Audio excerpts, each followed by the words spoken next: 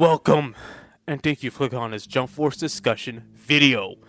I've been playing some Ryo Saiba lately. Ryo Saiba from City Hunter. Who would have guessed? No one predicted this character ever being in this game. Not even me. And that's a good thing. Having unexpected characters. Now, a lot of people who did do their reactions didn't know who Ryo was. They pretty much got exposed like a motherfucker. But the whole point of me mentioning him is the fact that we need to expose some more people, right? Expose them, expose the series. The mangaka gets a win, and we get a win because we get to see series that we never usually see in video games. And this got me thinking about the new series Bandai Namco could add to the game, potentially in the next character pass, these are my current predictions for that pass, including Togoroki, that was currently confirmed, and also an alternate choice for a JoJo character if they decided to go past part 3. Now, I did talk about this before in my next character pass video briefly, possibly even talking about them adding all the returning J-Stars characters, but some information has passed since then, so I decided to dive back into it again, and in the form of what you should expect Bandai Namco to add to the game if they add new series to the game. Now, I feel like many others, that potentially Jump Force is done with series. However, there's series like Demon Slayer that's exceeding in popularity amongst other things that definitely is being eyed upon as a potential moneymaker in Jump Force DLC. And it's because of that popularity, its achievements like beating One Piece weekly, that simply makes the reason why I think you should expect Demon Slayer to be the #1 series to be added to Jump Force if they added a new series. Now, people could say that, hey, you could add it just out of the Jump Force, add it to the sequel. I don't think it's going to be added to this DLC. I don't think there's going to be a new series. Well, when is Jump Force 2 coming out? You know what I mean? They're not going to miss this opportunity to make money. I mean, Kinemitsu's hot right now. That's not guaranteed when Jump Force 2 comes out. It's just not. It'd just be a dumb move not to add it, at least in Season 3 or whatever version 3 of Jump Force. I mean, the anime has a long way to go before it ends. There's a new movie coming out.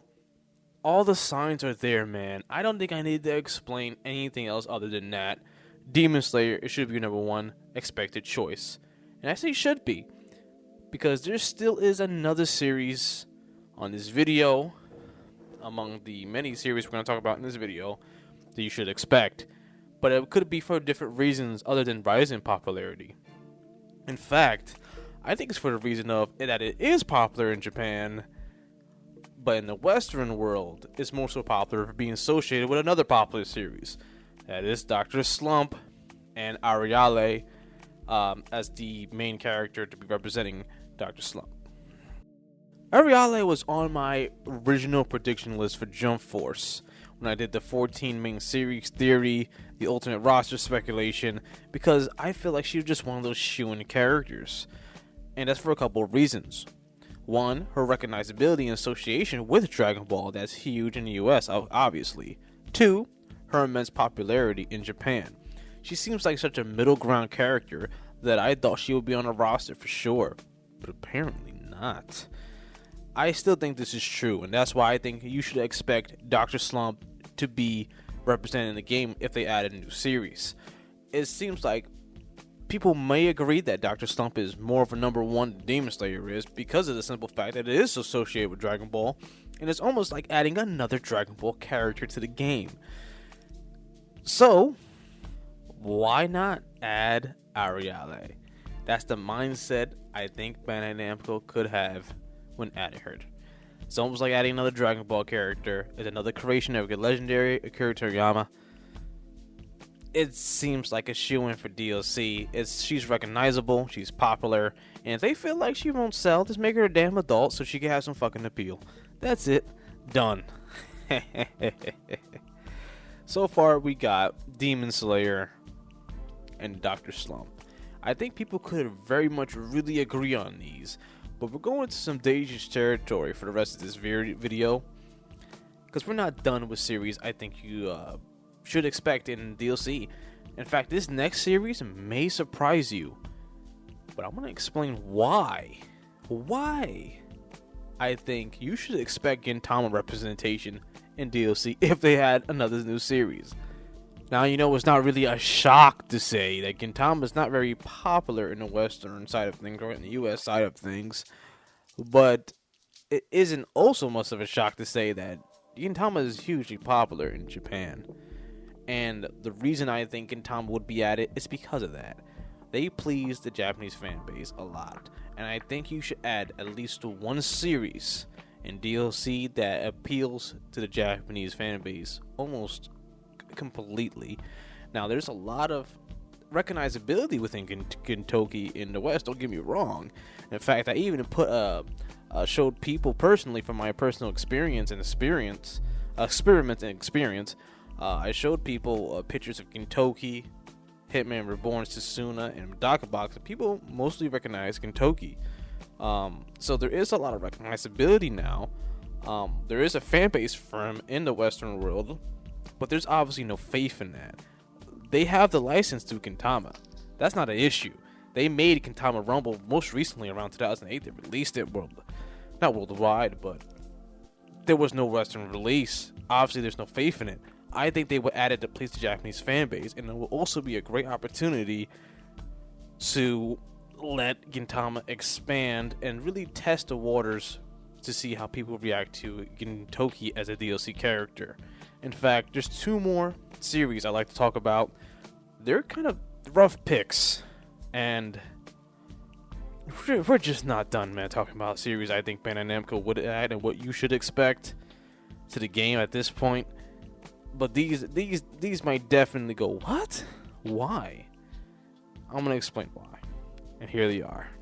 Explain why Kinnikuman and Kasai is here. There's a certain theme here. Now, let's recap what we discussed so far, so you completely understand what I'm trying to get at here. Demon Slayer appeases to both the US and the Japanese fan base.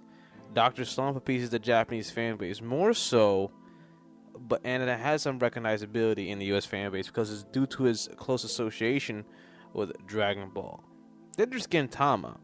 There's definitely some fans in the US, but is mostly will appease a Japanese fan base. Then there's Kinnikuman, which it will definitely mostly appease the Japanese fan base. And then there's Cat's Eye, which is pretty much the same way. As long as other fan bases. Of course, there's also other places around the world. I'm just saying from the origin. Pretty much what I'm getting at is here, we already know the chances of them adding a new series is already pretty low. But if they do add it, and each time they do add a new series, it would be more and more centered towards the Japanese audience. And that's what I'm trying to get at here. That's where I want to explain show you where your expectations should be. So, it mostly is a good thing for just fans of Jump Force to play as Kinnikuman, to play as Gintama characters, Cat's Eye's characters. But from a marketing standpoint, for the US market, Gintama, Kinnikuman, and Cat's Eye just simply don't make any fucking sense. Which sucks. It really does suck. But for me, I will love all these characters. Even Gintama characters, I wouldn't mind playing. Beating people with Shinpachi online, that would definitely make some people fucking mad. Beating some Killua mains with Shinpachi. I'm all in. As long as they get rid of Killua mains, I'm in. Yeah, I mean, that's what I'm trying to go for. This is the message of this video. These series you should expect, because the rarity of them adding series is there. I mean, if they were trying to please a US fan base mostly, or just Western fan base, they got pretty much all the series in the game already. All I need to do is just add the characters. But if they were going to add more series, each time they added more series, gonna be more centered towards the Japanese fan base, and it's already as a rare thing that is these are the series you should expect. Let me know what you think about this video in the comment section below, and the characters that I've chosen. I've chosen all members of the Shinsengumi and the Gintoki's crew. I've chosen for Kinnikuman, of course, Akuma Shogun, Robin, Terry Man. I've chosen his son as well, which I think he can get into the same means Boruto got in. Even though Boruto did run this weekly Shonen Jump first before he got sent to V Jump, but still, I could probably talk about that in another video. Well, how I think Kinnikuman Montero could have in.